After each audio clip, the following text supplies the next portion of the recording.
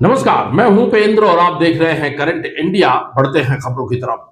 7 अगस्त को आत्मसमर्पित महिला नक्सलियों का रैंप वॉक हुआ, जिसकी चर्चा पूरे देश में होने लगी। सरकार इन आत्मसमर्पित महिला नक्सलियों को रैंप पर 7 अगस्त को उतारा और एक हफ्ते के बाद इन तस्वीरों को वायरल किया और फिर हुई बड़ी बातें। मगर इन बड़ी बातों के बीच एक बड़ी बात यह है कि इन आत्मसमर्पित महिलाओं को सिलाई प्रशिक्षण के नाम पर धोखे से सुकमा से रायपुर ले जाया गया था। वहां पहुंचने के बाद उन्हें रैंप वॉक की ट्रेनिंग दी गई। निजी चैनल को दिए अपने एक वक्तव्य में महिला ने कहा कि अगर मुझे पहले पता होता तो मैं नहीं आती। इसमें सवाल यह रह जाता है कि शाबाशी पाने के लिए यह सस्ती तकनीक को सरकार ने एक हफ्ते के बाद क्यों आम लोगों तक पहुंचाया। इन महिलाओं की अगर अनुमति ली गई थी तो ऐसा महिलाओं ने क्यों कहा कि अगर पता होता तो वे नहीं आती। छत्तीसगढ़ सरकार की इस स्वघोषित सफलता और सशक्तिकरण के उदाहरण इसे कहां तक ले जाएगा? क्या ये महिलाएं फैशन की दुनिया में कोई मुकाम बना पाएगी या इनकी गरीबी इससे दूर हो सकेगी? बात RTE यानी राइट टू एजुकेशन एक्ट की है, जिसके तहत गरीब बच्चों को निजी स्कूलों में पढ़ने का मौका दिया गया और सरकार की तरफ से स्कूलों को प्रतिपूर्ति राशि दी जाने लगी। हैरान करने वाली बात यह है कि 2011 में जो प्रतिपूर्ति राशि दी जा रही थी वो आज तक यानी 2026 तक नहीं बढ़ी है। छत्तीसगढ़ प्राइवेट स्कूल एसोसिएशन के उपाध्यक्ष नीलोत्पल दत्ता कहते हैं कि 2011 में ऐसे बच्चों के लिए दी जाने वाली प्रतिपूर्ति राशि 2026 तक नहीं बढ़ी है। कि 2011 से जब से ये प्रारंभ हुआ तब से जो उनका एक दर था, प्रतिपूर्ति का दर था 7,000 रुपया, वो अभी भी उतना ही कायम है। क्या इतने वर्षों पश्चात भी उसका दर 7,000 रहना चाहिए? एक विचारणीय प्रश्न है। पहले 7,000 दिए जा रहे थे, 15 सालों के बाद भी 7,000 ही दिए जा रहे हैं। किसी भी एक औसत सरकारी कर्मचारी को ले लीजिए या सामान्य आदमी, उनका जीवन के पिछले 15 सालों में कितने जीवन का स्तर बदल गया है, महंगाई की दर किस हद तक बढ़ गई है, लेकिन हमको प्रतिपूर्ति दर अभी भी जस के तस 7,000 रुपये ही मिल रहा है।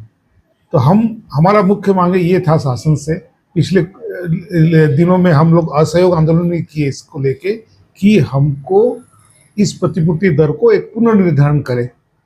तो सरकार की तरफ से ये कहना था कि हम बाकी 2 राज्य ऐसा भारत राज्य में कि उनका दर हमारे दर से भी कम है, 7,000 से भी कम है, तो उनका उदाहरण देके हमको ये बताया जाता है कि उनका कम है, आपको अच्छा दिया जाता है। स्कूल में होने वाले खर्चों को लेकर के नीलोत्पल दत्ता कहते हैं कि अगर नियमतः सोचे तो हमारा ये कहना है, और एक नियम ये भी है कि जो सरकारी खर्च में एक बच्चे के पीछे जितना खर्च होता है सरकारी स्कूल में, उतना ही उनका प्रतिपूर्ति दर होना चाहिए। क्या सरकार का दर 7,000 है या 7,000 से ज़्यादा है प्रति बच्चे या 7,000 से कम है? अगर शासन एक क्लियर कर दे कि 7,000 रुपये से कम एक बच्चे के पीछे खर्च होता है शिक्षा विभाग को एक प्रति छात्र के पीछे, तो हम कम पैसा भी लेने के लिए तैयार हैं। लेकिन उसको एक सरकार एक सामने आए कि हमको इतना पैसा खर्च होता है, अगर कम है तो कम दे दे या ज्यादा है तो ज्यादा दे। सुशासन का डंका बजाने वाली सरकार की मशीनरी अब फेल हो चुकी है। शिक्षा विभाग में मची हलचल इस बात का प्रमाण है। बंगाल में कॉकरोच जनता पार्टी इसी हलचल को शांत करने के लिए देश भर में जन अल्फा के जरिए लोगों को चेताने का प्रयास कर रही है। वजह क्या है? स्कूल ठीक करो, यह अभियान शुरू किया है CJP ने। और CJP के इस अभियान में अब्दुल नाम का नौजवान जो जंतर मंतर में शामिल हुआ था, उसके पिता बंगाल में अपने गांव के अपने इलाके के स्कूल की बदहाली दिखाने के लिए गए थे। यह उनसे गुनाह हो गया। स्कूल ठीक करो। 1 लाख सरकारी स्कूल बीजेपी ने बंद किया है देश में। 1,20,000 सरकारी स्कूल ऐसे हैं जहां सिर्फ एक टीचर है। 98,000 सरकारी स्कूल ऐसे हैं जहां बच्चियों के लिए टॉयलेट का इंतजाम नहीं है, और 1,19,000 सरकारी स्कूल ऐसे हैं जहां बिजली का इंतजाम नहीं है। ये दशा की है भाजपा ने इस देश के अंदर। और बात करते हैं आप हिंदू मुसलमान नफरत फैलाने की राजनीति। मैं पूछना चाहता हूं, इन स्कूलों की बर्बादी के लिए कौन सा मुसलमान जिम्मेदार है? सीधे तौर पे मोदी जी और मोदी जी की डबल इंजन सरकारें जिम्मेदार हैं। उनसे सवाल पूछना ही होगा, बगैर डरे, बगैर रुके।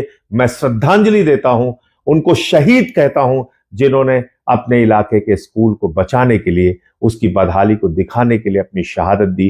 अब्दुल को भी मैं ईश्वर से प्रार्थना करता हूं, वो उनको हौसला दे इस लड़ाई को आगे बढ़ाने के लिए। जय हिंद।